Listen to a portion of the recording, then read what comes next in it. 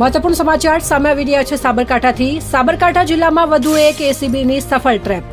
વડાલીના ધરોદ ગ્રામ્ય પંચાયતના ડેપ્યુટી સરપંચ તેમજ સરપંચ પતિ લાંચ લેતા ઝડપાયા। પાણીની ટાંકી અને મજૂર કલ્યાણના મકાનના મટીરીયલના બિલ પાસ કરાવવા 16,000 લાંચની માંગણી કરી હતી। એસીબીએ છટકું ગોઠવી સરપંચ પતિ સહિત ડેપ્યુટી સરપંચને લાંચ લેતા ઝડપ્યા। સાબરકાંઠા જિલ્લામાં વધતા જતા લાંચના કેસોને લઈને જિલ્લા વહીવટી તંત્ર એક્શન મોડમાં। અગાઉ પણ જિલ્લામાં બહુમાળી ભવન સહિત અનેક સ્થળો પર થઈ ચૂકી છે એસીબી ટ્રેપ। સરપંચ પતિ સહિત ડેપ્યુટી સરપંચ એસીબીના હાથ લાગતા ચકચાર। સમગ્ર પંથકમાં સરપંચ મંડળમાં ભારે હડકંપ મચ્યો। ડેપ્યુટી સરપંચ એસીબીના સકંજામાં, સરપંચ પતિ નાસી છૂટવામાં સફળ થયા। બ્યુરો રિપોર્ટ, ખબર વડાલી, સાબરકાંઠા।